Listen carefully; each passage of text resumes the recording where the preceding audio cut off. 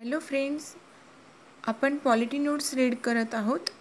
यामध्ये आपण घटनेची निर्मिती आणि प्रस्तावना हे दोन्ही कन्सेप्ट म्हणजे चॅप्टर कंप्लीट केलेले आहेत। आता आपण थर्ड चॅप्टर पाहूया, संघराज्य आणि राज्यक्षेत्र याबद्दल। संघ आणि त्याचे राज्यक्षेत्र या पहिल्या भागामध्ये 1 ते 4 कलमे समाविष्ट होतात। ओके, कलम 1 मध्ये काय सांगितलं आहे? India that is Bharat shall be union of states. Okay, federation येत नाही यामध्ये। सेकंड आहे घटक राज्य व केंद्रशासित प्रदेशाची नावे कलम 1 मध्येच पहिल्या अनुसूचित दिल्याप्रमाणे असतील आणि राज्यक्षेत्र 3 बाबीपासून बनलेले आहे। एक म्हणजे घटक राज्य, केंद्रशासित प्रदेश आणि भविष्यात संपादन प्रदेश। ओके, फर्स्ट सेकंड थर्ड घटक राज्य, राज्य आणि केंद्रशासित प्रदेश आणि भविष्यात संपादित केलेल्या पण प्रदेशांमध्ये इन्क्लूड आहेत। कलम 2 मध्ये काय सांगितलं? नवीन राज्य संघराज्यामध्ये समाविष्ट करणे म्हणजे राज्यक्षेत्राचा भाग नसलेला भाग। ओके, यामध्ये समाविष्ट करणे याबद्दल कलम 2 आहे। ओके, म्हणजे संघराज्य या शब्दाचा घटनेमध्ये उल्लेख केलेला नाही आहे। घटनेमध्ये बघा, युनियन ऑफ स्टेट्स राज्यांचा संघ आहे। म्हणजे डॉक्टर बाबासाहेब आंबेडकरांनी सांगितले की आपले घटक राज्य कराराने निर्माण झालेले नाही किंवा घटक राज्यांना फुटून बाहेर पडता पण येणार नाही, असं कोणी म्हटलं होतं? डॉक्टर बाबासाहेब आंबेडकर यांनी। भारतीय संघराज्य आणि भारताचे राज्यक्षेत्र यामध्ये काय काय इथं बघू आपण। भारतीय संघराज्य म्हटलं तर युनियन ऑफ स्टेट्स, ओके, आणि भारताचे राज्यक्षेत्र म्हटलं तर टेरिटरी ऑफ इंडिया इथं। भारतीय संघराज्य ही संकल्पना व्यापक नाही आहे आणि भारताचे राज्यक्षेत्र ही जी संकल्पना आहे ती व्यापक येते।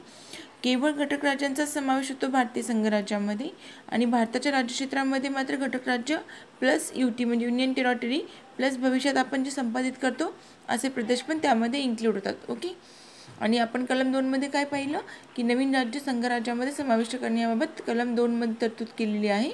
कलम 3 मध्ये पाहू, नवीन राज्य निर्माण करणे राज्यक्षेत्राअंतर्गत बदल असे विधेयक संसदेत मांडण्या अगोदर राष्ट्रपतीची पूर्वसंमती घ्यावी लागते व राष्ट्रपती संमती देण्या अगोदर त्या संबंधित राज्याची संमती घेतील, पण राज्याची संमती राष्ट्रपती किंवा संसद नाकारू किंवा स्वीकारू शकते, म्हणजे ते होकार पण नकार पण देऊ शकते।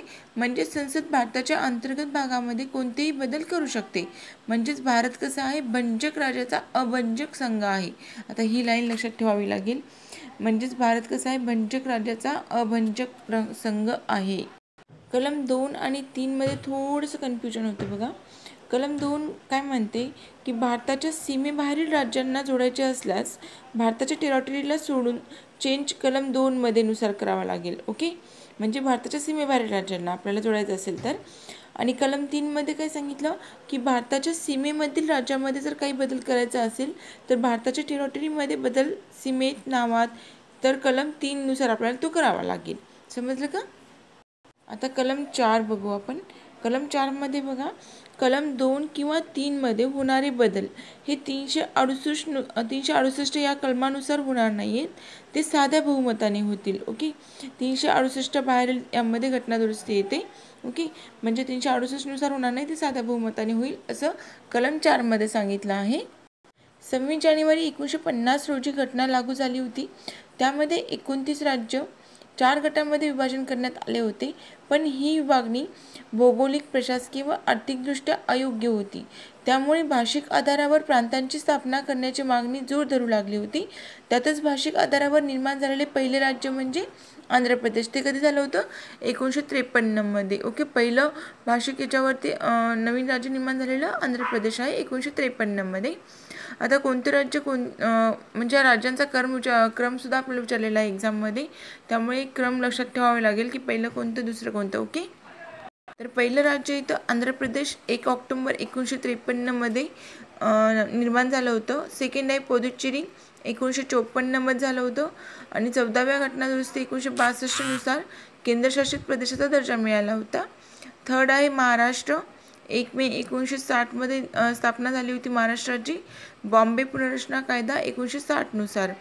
नंतर फोर्थ नंबरला इथं बघा गुजरात 1 मे 1960 ला, त्याच डेटमध्ये महाराष्ट्र आणि गुजरात एकाच दिवशी, बॉम्बे पुनर्रचना कायदा 1960 नुसारच। फिफ्थ राज्य आहे 5वं दादर नगर हवेली 1961 10वी घटना दुरुस्ती झाली होती 1961, त्यानुसार दादर नगर हवेलीची स्थापना झालेली आहे. नंतर दीव आणि दमण 1962 12वी घटना दुरुस्ती. दादर नगर हवेली म्हटलं तर 10वी घटना दुरुस्ती आणि दीव दमण म्हटलं तर 12वी घटना दुरुस्ती 1962. नंतर नागालँड 1963 स्थापना झाली. नागालँड राज्य अधिनियम 1962 नुसार. नंतर 8वे बघा हरियाणा चंदीगड पंजाब, हे तिन्ही पण एकदाच. हरियाणा चंदीगड पंजाब 1966 शाह आयोगाच्या शिफारशीनुसार स्थापना झालेली आहे. नंतर हिमाचल प्रदेश राज्याची स्थापना झाली 1970 केंद्रशासित प्रदेशास त्याला राज्याचा दर्जा दिला होता. नंतर मणिपूर त्रिपुरा मेघालय या 3 राज्याची स्थापना झाली होती 1972 मणिपूर त्रिपुरा मेघालय. ओके, मैत्री मे लक्षात ठेवू शकतो आपण, मैत्री मे. मणिपूर त्रिपुरा मेघालय 1972 स्थापना झाली होती. ईशान्य क्षेत्र पुनर्रचना अधिनियम 1971 तिघांसाठी एकच. 19वे मणिपूर, 20वे त्रिपुरा, 21वे होतं ते मेघालय. ओके, 11वं राज्य आहे सिक्कीम 1975 स्थापना झाली होती. 22वं सिक्कीम राज्य येतं 22वे. ओके, 22वं राज्य आहे सिक्कीम हे स्थापना झालेलं. नंतर मिझोराम व अरुणाचल प्रदेश 1986 23वं आहे मिझोराम आणि 24वं येतं अरुणाचल प्रदेश. हा क्रम बघा, 22वं सिक्कीम, 23वं मिझोराम, 24वं अरुणाचल प्रदेश. गोवा आहे 1987 स्थापना झालं होतं, 25वं येतं गोवा. नंतर मध्य प्रदेश, उत्तर प्रदेश, बिहार आणि छत्तीसगड, उत्तराखंड, झारखंड हे झाले होते 2000 यांच्यातून बघा मध्य प्रदेशमधून छत्तीसगड, उत्तर प्रदेशमधून उत्तराखंड आणि बिहारमधून झारखंड, हे असा क्रम लक्षात ठेवावा लागेल. तर छे उ झा म्हणून लक्षात ठेवू शकतो आपण, छ उ झा. ओके, मध्य प्रदेशमधून छत्तीसगड, उत्तर प्रदेशमधून उत्तरांचल, बिहारमधून झारखंड. छत्तीसगड हे 26वे राज्य होतं, उत्तरांचल 27वे, झारखंड होते 28वे. 2000 स्थापना झालेली. यांच्यावर क्रम लावा निर्मितीनुसार असे प्रश्न राज्यसभेला बरेच वेळा आलेले आहेत. ओके, नंतर बघा तेलंगणा 2 जून हे आत्ताचं रिसेंटचं. तेलंगणा 2 जून 2014 स्थापना झाली होती. 29वं राज्य बनलेलं आहे तेलंगणा हे. ओके, 29वे राज्य. आंध्र पुनर्रचना अधिनियम 2014 नुसार. नंतर जम्मू व काश्मीर आणि लडाख 31 ऑक्टोबर 2019 स्थापना झाली होती. ही डेट खूप महत्त्वाची येते. 31 ऑक्टोबर 2019 जम्मू व काश्मीर आणि लडाखची स्थापना, 2 केंद्रशासित प्रदेश निर्माण झाले. नंतर दादर नगर हवेली आणि दमण दीव यांचं एकत्रीकरण झालं 26 जानेवारी 2020 2 केंद्रशासित प्रदेशाचे एकत्रीकरण झाले. ओके, 26 जानेवारी 2020 31 ऑक्टोबर 2019 म्हटलं तर जम्मू काश्मीर लडाख, 26 जानेवारी 2020 दादर नगर हवेली आणि दमण दीव येतं. सिक्कीम 1947 चोंग्याल राजवटीखालील भारतीय संस्थान होतं. 1947 भारताचे संरक्षित क्षेत्र बनले. 1974 सहयोगी राज्य बनलं. 35वी घटना दुरुस्ती 1974 नुसार. नंतर 1975 सार्वमताने पूर्ण राज्याचा दर्जा देण्यात गेला तिला. 36वी घटना दुरुस्ती 1975 आणि 371 हे समाविष्ट करण्यात आलं होतं. ओके, 36व्या घटना दुरुस्तीनेच. मेघालयाला पूर्वी 22वी घटना दुरुस्ती 1969 नुसार आसाम राज्यातील एक उपराज्य म्हणून दर्जा देण्यात आला होता, पण 1972 त्याला पूर्ण राज्याचा दर्जा मिळाला मेघालयाला. ओके, आता भाषावर राज्य पुनर्रचनेसाठी बघू आपण आयोग कोणते. भाषावर राज्य पुनर्रचनेसाठी बघा कोणते कोणते आयोग होते. SK दार आयोग होतं, 1948 स्थापना झाली होती. JVP समिती 1949 घोषित झालं होतं आणि राज्य पुनर्रचना आयोग 1953. तर सर्वप्रथम आपण SK दार आयोग बघू. 1948 17 जून 1948 स्थापना झाली होती आणि अहवाल कधी सादर केला यांनी, डिसेंबर 1948 ओके, अध्यक्ष होते SK दार हे अलाहाबाद उच्च न्यायालयाचे न्यायाधीश होते. भाषिक राज्यांवर मागणी जोर धरू लागली होती तेव्हा यांची स्थापना झाली होती दार कमिशनची. यांनी शिफारस काय केली होती, राज्य पुनर्रचनेसाठी प्रशासकीय सोय प्रमुख सांगितली होती. म्हणजे राज्य पुनर्रचनेसाठी प्रशासकीय सोय प्रमुख निकष असावा असं आणि भाषा नसावं असं म्हटलं होतं त्यांनी. राज्य पुनर्रचनेसाठी भाषा हा विषय अमान्य केला होता, परंतु आंध्र प्रदेशच्या निर्मितीला त्यांनी मान्यता दिली होती. आता बघू आपण JVP समिती 1949 ओके, यामध्ये बघा घोषित कधी झाली ही 1948 डिसेंबर 1948 स्थापना आणि रिपोर्ट सादर केला एप्रिल 1949 जवाहरलाल नेहरू, वल्लभभाई पटेल आणि पट्टाभी सिद्धरामय्या JVP समिती. म्हणजे काय तर जे म्हणजे जवाहरलाल नेहरू, व्ही म्हणजे वल्लभभाई पटेल, पी म्हणजे पट्टाभी सिद्धरामय्या. ओके, या तिघांची मिळून JVP कमिटी आहे ती. यामध्ये कुणी अध्यक्ष निमंत्रक नव्हतं, कारण हे तिघांची समिती होती, त्यामुळे 3 सदस्य होते, तिन्ही पण महत्त्वाचे होते. आणि काँग्रेस पक्षाने स्थापना केली होती. आता शिफारशी काय केल्या होत्या पाहू आपण JVP कमिटीच्या. राज्य पुनर्रचनेसाठी भाषिक आधारास अनुकूलता दर्शवली नाही यांनी पण. भाषा हा घटक राज्य पुनर्रचनेसाठी मान्य केला. 56 दिवसासाठी आंध्र प्रदेशसाठी पट्टाभी श्रीरामुलू यांनी उपोषण केलं होतं आणि ते मृत्युमुखी पडले होते, म्हणून आंध्र प्रदेशची निर्मिती झाली होती. भाषिक तत्वावर निर्माण झालेले पहिले राज्य म्हणलं तर आंध्र प्रदेश होतं, जे की मद्रासमधून झालेलं आहे. ओके, आणि हा पण पॉईंट महत्त्वाचा आहे की आंध्र प्रदेशची निर्मिती केली तेव्हा पोट्टी श्रीरामुलू आंध्र देशभक्तांचा 56 दिवसाच्या उपोषणाअंती मृत्यू झाला होता आणि या तपासासाठी वांचू समिती स्थापन केली होती. ओके, आता बघू आपण थर्ड. राज्य पुनर्रचना आयोग 1953 स्थापना झाली होती. म्हणजे 1953 कधी घोषित झालेलं आहे? डिसेंबर 1953 हा आयोग. आणि अहवाल सादर केला सप्टेंबर 1955 अध्यक्ष होते फाजल अली आणि सदस्य होते पन्नीकर, कंजरू. ओके, स्थापना केंद्र सरकारने केली होती राज्य पुनर्रचना आयोगाची. राज्यप्रमुखाचे पद समाप्त करण्यात यावे अशी शिफारस केली होती त्यांनी. शिफारशी बघा. आणि एक राज्य एक भाषा अस्वीकार केला होता. एक राज्य एक भाषा याचा अस्वीकार केला होता. विदर्भाचे स्वतंत्र राज्य निर्माण करावे. गुजरात, मराठवाडा, महाराष्ट्र यांचे द्विभाषिक राज्य करावे. मूळ घटनेतील राज्यांचे विभाजन रद्द करून त्या जागी 16 राज्य व 3 केंद्रशासित प्रदेश निर्माण करावे. पण ॲक्च्युलीमध्ये 14 राज्य व 6 केंद्रशासित प्रदेश निर्माण करण्यात आले होते. ओके, राज्य पुनर्रचना अधिनियम 1956 नुसारच मुंबई द्विभाषिक राज्याची निर्मिती करण्यात आली होती आणि अंमल कधीपासून झाला होता? 1 नोव्हेंबर 1956 मुंबई निर्माण झाली होती. ओके, बेरुबारी युनियनचा भाग पाकिस्तानला बहाल करताना 9वी घटना दुरुस्ती 1960 करण्यात आली होती. बेरुबारी युनियनचा भाग पाकिस्तानला बहाल करताना. ओके, 100वी घटना दुरुस्ती 2015 झाली होती. भारत बांगलादेश जमीन हस्तांतरण करार झाला होता.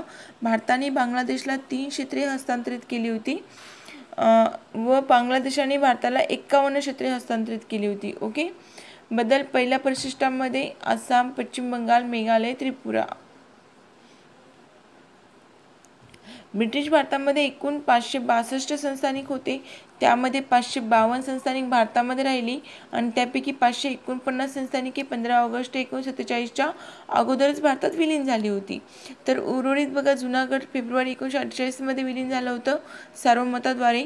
जम्मू काश्मीर 26 ऑक्टोबर 1947 कराराद्वारे झाला होता आणि हैदराबाद जे होतं 17 सप्टेंबर 1948 पोलीस कारवाई ओपो ऑपरेशन म्हणतो आपण त्याला, त्यानुसार हैदराबाद सामील झालं होतं. आता इथले पॉईंट बघू आपण. इथले 2000 बघा मध्य प्रदेश आपला झाला पॉईंट. मध्य प्रदेशमधून छत्तीसगड, उत्तर प्रदेशमधून उत्तराखंड आणि बिहारमधून झारखंड निर्माण झालं. छत्तीसगड 26वे राज्य होते, उत्तराखंड 27वे आणि झारखंड 28वे. लक्षात ठेवण्यासाठी क्रम चांगला होता. चौजा अधिनियम MP पुनर्रचना 2000 नुसार नाही का छत्तीसगड, UP पुनर्रचना 2000 नुसार उत्तराखंड आणि बिहार पुनर्रचना 2000 नुसार झारखंड स्थापना झाली. नावामध्ये बदल बघा. 1950 संयुक्त प्रांताचे उत्तर प्रदेश झालं होतं, अगोदर संयुक्त प्रांत नाव होतं. 1969 मद्रासचं नाव तामिळनाडू झालं. 1973 मैसूरचे नाव कर्नाटक झाले व लॅकदीव, मिनिकॉय आणि आमिनी दिवी ही बेटे लक्षद्वीप झाली होती. या तिन्ही बेटांचं मिळून लक्षद्वीप नाव निर्माण झालं. 1991 69वी घटना दुरुस्ती झाली होती. 1992 आणि दिल्ली NCTचा दर्जा मिळाला होता दिल्लीला. 2006 उत्तरांचलचे उत्तराखंड, पॉंडिचेरीचे पुदुच्चेरी झालं होतं नाव. ओके, उत्तरांचलला उत्तराखंड आणि पॉंडिचेरीला पुदुच्चेरी म्हणू लागले. 2011 ओरिसाचं नाव ओडिसा असं करण्यात आलं. ओके, 2011. आता आपण एक्झामच्या दृष्टिकोनातून अतिशय महत्त्वाचा पाठ मूलभूत हक्क हा पाहूया. मूलभूत हक्क आपण कुणाकडून घेतले? USA कडून घेतलेले आहेत. आणि मूलभूत हक्कामध्ये किती कलम येतात? 12 ते 35 आर्टिकल येतात. ओके, 12 to 35 आर्टिकल इन्क्लूड होतात मूलभूत हक्कामध्ये. भाग 3ला आपण घटनेचा मॅग्ना कार्टा म्हणतो. डॉक्टर बाबासाहेब आंबेडकर यांनी भाग 3 हा सर्वात टीकात्मक भाग असं म्हटलं आहे. कलम 32ला घटनेचा आत्मा असे म्हटले डॉक्टर बाबासाहेब आंबेडकर यांनीच. कोणत्या हक्काला मूलभूत हक्क म्हणायचे, तर जे न्यायप्रविष्ट आहेत, घटनेत दिलेल्या हक्कांना मूलभूत हक्क म्हणतात. जे न्यायप्रविष्ट आहेत त्यांना आपण मूलभूत हक्क असे म्हणतो. मूलभूत हक्क राजकीय दृष्टिकोन प्रस्थापित करतात. मूलभूत हक्क व्यक्तिसापेक्ष आहेत. मार्गदर्शक तत्वे ही समाजसापेक्ष आहेत. ओके, मूलभूत हक्क म्हटलं तर व्यक्तिसापेक्ष येतात आणि मार्गदर्शक तत्वे ही समाजसापेक्ष येतात. राजकीय लोकशाही दाखवतात. अविभाज्य भाग आहे. सर्वात विस्तृत भाग म्हटलं तर मूलभूत हक्क येतो आणि एक्झामच्या दृष्टिकोनातून पण अतिशय महत्त्वाचा भाग. ओके, काही हक्क केवळ नागरिकांनाच भारताच्यासाठी उपलब्ध आहेत. ती कोणती कोणती ते बघा, 15, 16, 19, 29, 30 ही हक्क फक्त भारतीय नागरिकांसाठी उपलब्ध आहेत. तर 15, 16, 19, 29 आणि 30. राज्य संस्था प्लस खाजगी म्हटलं तर कलम 15, 2, 23 आणि 17 फक्त खाजगी येतं. ओके, कलम 15, 2 आणि 23 हे राज्य संस्था प्लस खाजगी आणि 17 कलम जे आहे ते खाजगीसाठी येते फक्त. बाकी सर्व राज्य संस्थेच्या विरुद्ध येतात. ओके, पर्याप्त मर्यादा मूलभूत हक्कांवर ठरविण्याचा अधिकार हा सर्वोच्च न्यायालयाचा आहे. मूलभूत हक्कांचे उल्लंघन जर झाले तर आपण सर्वोच्च न्यायालयामध्ये आर्टिकल 32 नुसार जाऊ शकतो आणि उच्च न्यायालयामध्ये जायचं असेल तर आर्टिकल 226 ओके 226 नुसार आपण उच्च न्यायालयामध्ये जाऊ शकतो. हे दोन्ही पण आर्टिकल लक्षात ठेवा. सर्वोच्च न्यायालय म्हटलं 32 आणि उच्च न्यायालय म्हटलं तर 226 आर्टिकल. जेव्हा राष्ट्रीय आणीबाणी असते ना, म्हणजे युद्ध, परकीय आक्रमण, अंतर्गत अशांतता, अशा वेळेस मूलभूत हक्क स्थगित होतात. फक्त कलम 19 स्थगित होत नाही. ओके, कुठल्याही आणीबाणीमध्ये 20 आणि 21 स्थगित करता येत नाही, हे पण लक्षात ठेवा. 20, 21 आणि 19 पण स्थगित होत नाही. असं 19 कधी स्थगित होत नाही, जेव्हा अंतर्गत अशांततेनुसार, म्हणजे अंतर्गत अशांततेमुळे राष्ट्रीय आणीबाणी जर लागू झाली ना, त्यावेळेला कलम 19 स्थगित होत नाही. युद्ध, परकीय आक्रमण अशा वेळेला मात्र कलम 19 ही स्थगित होते. पण कुठल्याही आणीबाणीमध्ये 20 आणि 21 मात्र युद्धाची आणीबाणी असो की परकीय आक्रमणाची असो की अंतर्गत अशांततेची असो, 20 आणि 21 आर्टिकल हे स्थगित होत नाही. ओके, आता आपण आर्टिकल 12 बघू. आर्टिकल 12 मध्ये काय सांगितलं, राज्यांची व्याख्या. ओके, राज्याची व्याख्या. आता राज्याची व्याख्या म्हणजे त्यामध्ये काय येतं, राज्यसंस्थेची व्याख्येमध्ये राज्यसंस्थेमध्ये बघा खालील घटक आहेत. कोणते कोणते तर यांनी सांगितले, भारत सरकार, राज्य सरकार, संसद, राज्य विधिमंडळ, स्थानिक प्राधिकरणे, वैधानिक व अवैधानिक प्राधिकरणे, सरकार अंतर्गत येणाऱ्या सर्व संस्था, विभाग, सरकारी कंपन्या, राज्यांच्या वतीने कार्य करणाऱ्या सर्व खाजगी संस्था यामध्ये इन्क्लूड होतात राज्याच्या व्याख्येमध्ये. ओके, बट कलम 12 मध्ये काय येत नाही हे पण लक्षात ठेवूया. न्याय व्यवस्था यामध्ये येत नाही. सुप्रीम कोर्ट आणि हायकोर्ट कलम 12 मध्ये इन्क्लूड होत नाही. ओके, आता कलम 13 बघू. कलम 13 मध्ये काय सांगितलं, मूलभूत हक्कांचे उल्लंघन करणारा कायदा,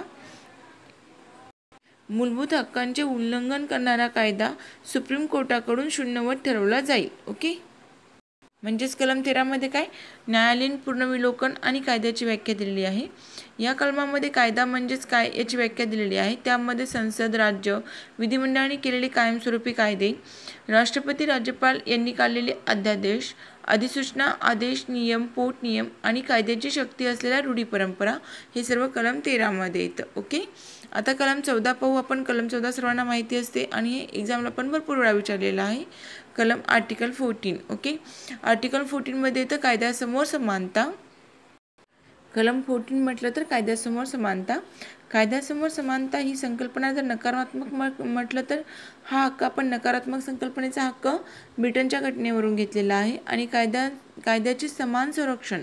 ओके, कायद्यासमोर समानता ब्रिटनच्या घटनेवरून आणि कायद्याचे समान संरक्षण म्हटलं तरी सकारात्मक संकल्पना येते, अमेरिकन घटनेवरून घेतलेली आहे. कायद्याचे समान संरक्षण आपण सकारात्मक संकल्पना ही अमेरिकेच्या घटनेवरून घेतली आणि कायद्यासमोर समानता ही निगेटिव्ह संकल्पना आपण ब्रिटनच्या घटनेवरून घेतली. यामध्ये अपवाद बघा, अंतर्गत राष्ट्रपती व राज्यपालांना येतो. कलम 361 नुसार राष्ट्रपती, राज्यपाल आपल्या पदाच्या अधिकाराच्या वापराबद्दल आणि कर्तव्य पालनाबद्दल कोणत्याही न्यायालयास उत्तरदायी असणार नाही. पदवीधर दरम्यान तसेच संपल्यानंतरही, जेव्हा त्यांच्याकडे पदवी असते राष्ट्रपती राज्यपालाची तेव्हा पण आणि पदवी संपल्यानंतर पण ते न्यायालयास उत्तरदायी असणार नाहीत. ओके, सेकंड पाहू. राष्ट्रपती राज्यपालाच्या विरुद्ध त्यांच्या पदावधी दरम्यान कोणत्याही न्यायालयामध्ये कोणत्याही प्रकारची फौजदारी कार्यवाही सुरू केली जाणार नाही. किंवा चालूही केली जाणार नाही. थर्ड बघू, राष्ट्रपती राज्यपालाला अटक करण्यासाठी कारागृहामध्ये टाकण्यासाठी त्यांच्या पदावधी दरम्यान कोणत्याही न्यायालयातून कोणताही आदेश काढला जाणार नाही. आणि फोर्थ, राष्ट्रपती राज्यपालाने आपले पदग्रहण करण्यापूर्वी किंवा नंतर त्याने स्वतःच्या व्यक्तिगत नात्याने केलेल्या कोणत्याही कृतीच्या संबंधामध्ये त्याच्या पदावधी दरम्यान कोणतीही दिवाणी कार्यवाही त्याला त्या आशयाची नोटीस दिल्यापासून पुढचे 2 महिने संपल्याशिवाय करता येणार नाही. 2 महिने संपल्याशिवाय ते करता येणार नाही. आणि कलम 361A मध्ये संसदेच्या राज्य विधिमंडळाच्या कोणत्याही सभागृहातील कामकाजाचे यथायोग्य वर्तमानपत्रांमध्ये प्रकाशित केल्याबद्दल कोणत्याही व्यक्तीवर दिवाणी फौजदारी कार्यवाही केली जाणार नाही. आणि कलम 105 काय म्हणतं की संसद सदस्य वक्तव्य प्लस मतदान येतं त्यामध्ये. कलम 194 मध्ये राज्य विधिमंडळाचे सदस्य मतदान त्यांचं आणि भाषण पण येतं. कलम 31C मध्ये हे कलम 14ला अपवाद येतं. कलम 31C हे कलम 14ला अपवाद आहे. कलम 31C मध्ये काय सांगितलं की 39B आणि 39C मधील मार्गदर्शक तत्वांच्या अंमलबजावणीसाठी केलेल्या संसदीय कायद्यांना ते कलम 14 व 19चे उल्लंघन करते म्हणून आव्हान दिले जाऊ शकणार नाही. ओके. आणि यामध्ये अपवाद काय आहे तर परकीय सार्वभौम राष्ट्रप्रमुख, राजदूत याबरोबरच युनायटेड नेशन व तिची अभिकरणे इत्यादींना सुद्धा दिवाणी व फौजदारी कार्यवाहीपासून संरक्षण प्राप्त आहे. थोडक्यात म्हणजे कलम 14 मध्ये बघा कायद्यासमोर समानता सांगितली. नागरिकाला पण आणि परकीयांना पण ही लागू येतं कलम 14. व्यक्तीला पण कायदेशीर व्यक्तीला पण लागू येते. कायद्याचे समान संरक्षण हे USA कडून घेतलं आपण, सकारात्मक संकल्पना आहे. आणि कायद्यापुढे समानता म्हणलं तर ब्रिटनकडून घेतला आपण नकारात्मक संकल्पना आहे. ओके. आणि याला अपवाद काय आहे कलम 361 आहे, ज्यामध्ये काय सांगितलं राज्यपाल राष्ट्रपतीला कोणत्याही न्यायालयात आव्हान देता येणार नाही. कलम 105 मध्ये काय सांगितलेलं आहे की संसद सदस्याला भाषण आणि मतदान केल्यामुळे अपात्र ठरवता येणार नाही. कलम 194 मध्ये विधिमंडळ यांनी भाषण व मतदान केल्यामुळे यांना अपात्र ठरवता येणार नाही. कलम 31C नुसार कलम 19 व 14चे उल्लंघन झाले तरी ते शून्यवत ठरवता येत नाही. कलम 361A मध्ये प्रेसचे स्वातंत्र्य दिले आहे, जे आहे ते कथन करायचं त्यांना स्वातंत्र्य दिले आहे. 361A नुसार हे बघा लक्षात ठेवा. 361A कलम कशासाठी आहे तर प्रेसचे स्वातंत्र्य. नंतर कलम 39B आणि 39C अंतर्गत तरतुदीद्वारे आपण केलेला कायदा 19-14चे उल्लंघन 19 कलम आणि 14चे उल्लंघन करते तरी ते शून्यवत ठरवता येत नाही. ओके. परकीय राष्ट्राचे राष्ट्राध्यक्ष, राजदूत, UNOच्या संस्था, दिवाणी आणि फौजदारी कायद्यापासून यांना संरक्षण प्राप्त आहे. आता आर्टिकल 15 पाहू आपण. आर्टिकल 15 मध्ये काय सांगितलं की धर्म, वंश, जात, लिंग किंवा जन्मस्थान या कारणावरून आपल्याला भेदभाव करण्यास मनाई आहे. कलम 15(1) मध्ये काय आहे तर कलम 15(1) मध्ये केवळ धर्म, वंश, जात, लिंग, जन्मस्थान यावरून भेदभाव करता येणार नाही. याला अपवाद म्हणजे राज्यसंस्था महिला व बालकांसाठी कोणतीही विशेष तरतूद करू शकते. ओके. कलम 15(2) मध्ये काय सांगितलं कोणत्याही नागरिकावर केवळ धर्म, वंश, जात, लिंग, जन्मस्थान यापैकी कोणत्याही कारणावरून खालील ठिकाणी प्रतिबंध करता येणार नाही. कोणते ठिकाण आहे ते? प्रवेश कुठे दुकानांमध्ये, सार्वजनिक उपाहारगृहामध्ये, हॉटेल आणि सार्वजनिक करमणुकीच्या ठिकाणी यामध्ये प्रवेश. आणि नंतर B बघा पूर्णतः अंशतः सरकारी पैशाने राखलेल्या सामान्य जनतेच्या वापरासाठी खुला केलेल्या विहिरी, तलाव, स्नानघाट, रस्ते आणि सार्वजनिक राबत्यांच्या जागा यांचा वापर यावर बंदी करता येणार नाही. ओके. आर्टिकल 15 पोटकलम 4 पाहू. राज्यसंस्थांना नागरिकांच्या सामाजिक व शैक्षणिक दृष्ट्या मागासलेल्या कोणत्याही वर्गाच्या उन्नतीकरिता अनुसूचित जाती व जमातीकरिता कोणतीही विशेष तरतूद करण्याचा अधिकार आहे. उदाहरण म्हणजे सार्वजनिक शिक्षण संस्थेमध्ये आरक्षण आणि शुल्क सवलत याचं एक्झाम्पल येतं. आर्टिकल 15 पोटकलम 5 मध्ये काय म्हटलं 13वी घटना दुरुस्ती 2005 मध्ये वरील संकल्पना सर्व 15(4) मधील येते आणि अशी तरतूद शासन अनुदानित किंवा गैर अनुदानित खाजगी शिक्षण संस्थेसहित सर्व शिक्षण संस्थांमध्ये प्रवेशाच्या संदर्भामध्ये करता येईल. म्हणजेच बघा कलम 15(5) म्हटलं तर 93वी घटना दुरुस्ती 2005 मध्ये अनुदानित प्लस गैर अनुदानित शिक्षण संस्था प्रवेशाबाबतीत 31 अल्पसंख्याकांच्या शाळा वगळल्या. याच्यामधून फक्त 31 ही कलम वगळली. 31 मध्ये काय सांगितलेलं आहे अल्पसंख्याकांच्या शाळा. ओके.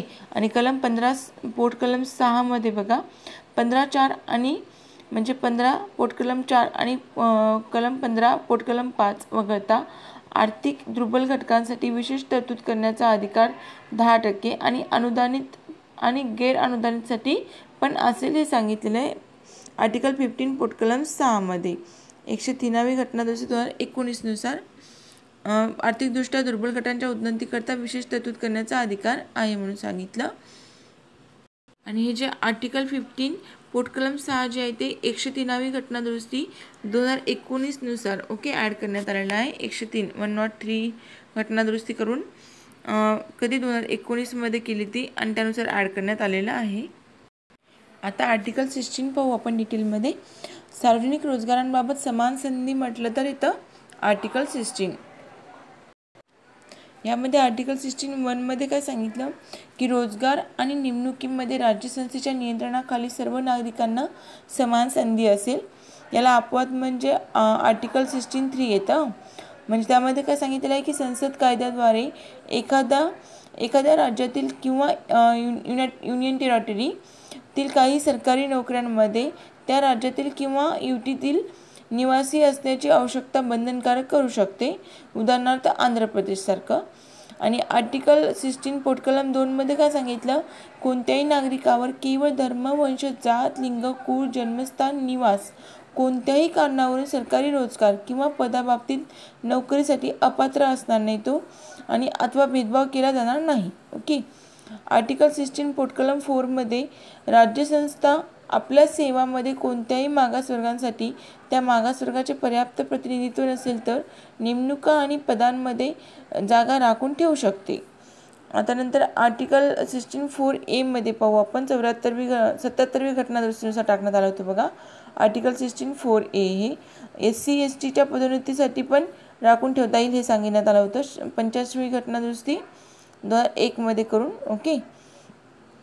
आर्टिकल 16(4)(b) मध्ये बघा 16 पोटकलम 4(b) मध्ये अशा आरक्षित जागा एखाद्या वर्षी भरल्या नसल्या तर पुढच्या वर्षी त्यांना रिक्त जागातील एक स्वतंत्र वर्ग म्हणून विचारात घेता येऊ शकते.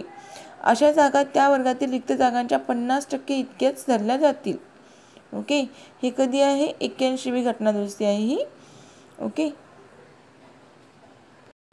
आता आर्टिकल 16 पोटकलम 5 मध्ये एखादा धार्मिक किंवा सांप्रदायिक वर्ग असेल तर त्याला धर्माचा व्यक्ती निवडण्याचा अधिकार असेल. ओके. आणि आर्टिकल 16 पोटकलम 6 मध्ये राज्यसंस्था आपल्या नोकऱ्यांमध्ये आर्थिकदृष्ट्या दुर्बलांसाठी जागा राखीव ठेवू शकते. नेमणूक आणि पदांमध्ये 10% जागा राखीव ठेवू शकते ती. हे कधी टाकण्यात आलं बघा 103वी घटना दुरुस्ती 2019 मध्येच आर्टिकल 16 पोटकलम 6 ॲड करण्यात आलं सेम 15(6) सारखं. ओके.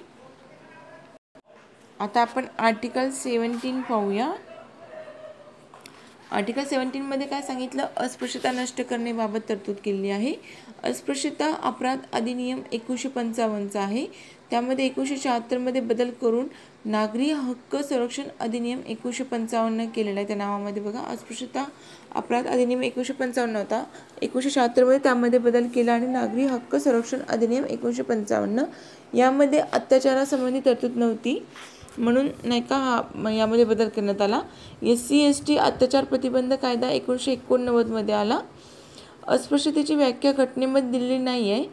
कायद्यामध्ये ही दिलेली नाही. कायद्यामध्ये पण दिलेली नाही आणि घटनेमध्ये पण दिलेली नाही हे सांगितलं. अस्पृश्यतेच्या आधारावर जर व्यक्ती दोषी ठरला तर संसद आणि राज्य विधिमंडळाच्या निवडणुका लढवता येणार नाहीत. कलम 17 खाजगी व्यक्तीच्या विरुद्ध उपलब्ध आहे, राज्य संस्थेविरुद्ध नाही आहे. ओके. आर्टिकल 18 मध्ये तरतुदी काय काय केल्या आहेत त्यांनी ते पाहू आपण. तर राज्यसंस्थेमार्फत लष्करी व शैक्षणिक मानविशेष वगळता कोणत्याही नागरिकास किंवा परकीय व्यक्तीस कोणतीही किताब प्रदान केला जाणार नाही. सेकंड बघा भारताचा कोणताही नागरिक कोणत्याही परकीय देशाकडून कोणताही किताब स्वीकारणार नाही जोपर्यंत त्याला भारत सरकार मान्यता देणार नाही. राज्यसंस्थेखाली कोणतेही लाभाचे पद, विश्वासाचे पद धारण करणारा भारतीय नागरिक नसलेली व्यक्ती राष्ट्रपतीच्या संमतीशिवाय कोणत्याही परकीय देशाकडून कोणताही किताब स्वीकारणार नाही. फोर्थ पहा, राज्यसंस्थेतील कोणत्याही लाभाचे विश्वासाचे पद धारण करणारा नागरिक परकीय व्यक्ती राष्ट्रपतीच्या संमतीशिवाय परकीय देशाकडून कोणत्याही प्रकारची भेट, वित्तलब्धी, पद स्वीकारणार नाही. यावरून स्पष्ट होते की ब्रिटिश गव्हर्नमेंटने दिलेले महाराजा रायबहादूर हे पद नष्ट केले गेले. 1996 मध्ये सर्वोच्च न्यायालयाने राष्ट्रीय पुरस्कारांची भारतरत्न, पद्मविभूषण, पद्मभूषण, पद्मश्री, घटनात्मक वैधता उचलून धरली. न्यायालयाच्या मते हे पुरस्कार कलम 18 अंतर्गत किताब या व्याख्येमध्ये येत नाहीत.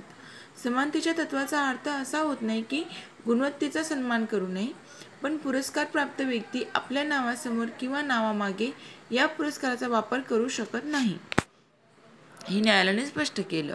आता कलम 19 पाहू आपण. कलम 19 काय सांगतं? भाषण स्वातंत्र्य इत्यादी संबंधी विवक्षित हक्कांचे संरक्षण. कलम 19 मध्ये 6 प्रकारचे स्वातंत्र्य दिलेले आहेत. तर 19(1) मध्ये पहा, भाषण व अभिव्यक्ती स्वातंत्र्य. सेकंड आहे शांततेने आणि विनाशस्त्र एकत्र जमण्याचे स्वातंत्र्य. नंतर संघटना संघ स्थापण्याचे स्वातंत्र्य. नंतर भारताच्या राज्यक्षेत्रामध्ये सर्वत्र मुक्त संचाराचे स्वातंत्र्य. राहण्याचा व स्थायिक होण्याचे स्वातंत्र्य. कोणताही पैसा आचरण्याचा, कोणताही व्यवसाय, व्यापार, धंदा चालवण्याचे स्वातंत्र्य. आता यामध्ये 6 स्वातंत्र्य केवळ राज्यसंस्थेच्या कृतीविरुद्ध उपलब्ध आहेत. केवळ नागरिकांना ते उपलब्ध असतील. केवळ कंपनीच्या भागधारकांना उपलब्ध. कंपन्या, महामंडळे यासारख्या कायदेशीर व्यक्तींना ते येत नाहीत. आता 19 मधले 6 जे दिलेत आपल्याला, 6 स्वातंत्र्याचा आपल्याला म्हणजे खूपदा एक्झाममध्ये क्वेश्चन येऊन गेलेला आहे, तर लक्षात ठेवणे खूप आवश्यक येतं. ओके, तर सर्वात अगोदर काय आपण भाषण अभिव्यक्ती. नंतर 2 नंबरला काय दिलं त्यांनी? विनाशस्त्र एकत्र जमण्याचं स्वातंत्र्य. नंतर संघटना संघ स्थापन करण्याचं स्वातंत्र्य दिलं. नंतर नाही का सर्वत्र मुक्त संचार करण्याचं स्वातंत्र्य, राहण्याचं व स्थायिक होण्याचं स्वातंत्र्य, आणि नंतर व्यवसाय आणि व्यापारधंदा करण्याचं स्वातंत्र्य. तर लक्षात कसं ठेवू शकतो आपण? छोटेसे बघा गोष्ट तयार करून की अगोदर भाषण केलं होतं, भाषणामुळे काय झालं होतं? सगळे जमा झाले होते एका ठिकाणी, एकत्र जमले, आणि मग एकत्र जमल्यामुळे त्यांची संघटना तयार झाली होती, संघ. आणि मग ते संघ नाही का पूर्ण कुठेही फिरण्यासाठी मुक्त होता, तो कुठेही फिरू शकत होता. पण ते फिरून मग एका ठिकाणी स्थायिक झाले होते. मग स्थायिक झाल्यानंतर त्यांनी काय केलं? स्वतःचा व्यवसाय सुरू केला, धंदा सुरू केला. अशा प्रकारे आपण लक्षात ठेवू शकतो. आता आपण प्रत्येक एक याच्यामधलं स्वातंत्र्य बघूया. भाषण व अभिव्यक्ती स्वातंत्र्य यामध्ये सर्वोच्च न्यायालयाच्या मते स्वतःची तसेच इतरांची मते प्रदर्शित करण्याचे स्वातंत्र्य, राजकीय पक्षांनी पुकारलेल्या बंदच्या विरुद्ध हक्क, सरकारी कामाची माहिती मिळवण्याचा हक्क, टेलिफोन टॅपिंग विरुद्ध हक्क, निदर्शनाचा अधिकार मात्र संपाचा नाही आहे, संप करण्याचा अधिकार नाही दिला, फक्त निदर्शने करण्याचा अधिकार आहे. प्रेसचे स्वातंत्र्य, शांततेचे स्वातंत्र्य, व्यापारी जाहिरात करण्याचे स्वातंत्र्य. आणि आम्हाला मर्यादा कोणती आहे भाषणासाठी? अखंडत्व व सार्वभौमत्व, सार्वजनिक सुव्यवस्था, न्यायालयाचा अवमान, गुन्ह्यास प्रोत्साहन, देशाच्या सुरक्षेला धोका पोहोचेल असं काही करणं, सभ्यता, नैतिकता, चारित्र्य हनन, परराष्ट्रांशी भारताचे असले तह करारांना बाधा पोहोचेल अशा गोष्टी करण्यासाठी मर्यादा आहेत. पण सेकंड स्वातंत्र्य दिलं होतं एकत्र जमण्याचं स्वातंत्र्य. त्यामध्ये केवळ सार्वजनिक जागेवरच बजावता येतं आपल्याला, संप करण्याचा मात्र हक्क यामध्ये येत नाही. सार्वजनिक सभा घेणे, निदर्शने करणे आणि मोर्चा काढणे या हक्कांचा समावेश होतो. यामध्ये बंधने कोणती आहेत? तर भारताचे सार्वभौमत्व, एकात्मता टिकवणे आणि सार्वजनिक सुव्यवस्था या सर्व गोष्टीवर बंधने आलेली आहेत. नंतर थर्ड बघा, संघटनेचे स्वातंत्र्य. मात्र संघटनेला मान्यता मिळवण्याचा हक्क अंतर्भूत नाही आहे. सर्वोच्च न्यायालयाच्या मते ट्रेड युनियनना संघटनेच्या स्वातंत्र्याच्या आधारावर वाटाघाटी, संप करण्याचा, लॉकआउट घोषित करण्याचा अधिकार प्राप्त होत नाही. नंतर 4 नंबरचं बघा, मुक्त संचाराचं स्वातंत्र्य. संचार म्हटलं तर ओके, एकच मिनिट. संचार स्वातंत्र्यामध्ये 2 बाजू अंतर्भूत येतात. कलम 19 नुसार केवळ अंतर्गत संचाराच्या स्वातंत्र्याचा हक्क प्रदान करण्यात आला आहे आणि 21 नुसार देशाबाहेर संचाराचा हक्क म्हणजे जीवनाचा अधिकार अंतर्भूत केला आहे. नंतर बघा 5व्या क्रमांकाचा आहे वास्तव्यात स्वातंत्र्य. यामध्ये नागरिकाला देशाच्या राज्यक्षेत्रामध्ये कुठेही राहण्याचा आणि स्थायिक होण्याचा अधिकार येतो. नंतर 6वं म्हणलं तर व्यवसाय करण्याचं स्वातंत्र्य. यामध्ये नागरिकांना कोणतीही नोकरी, धंदा, व्यवसाय करण्याचा अधिकार आहे.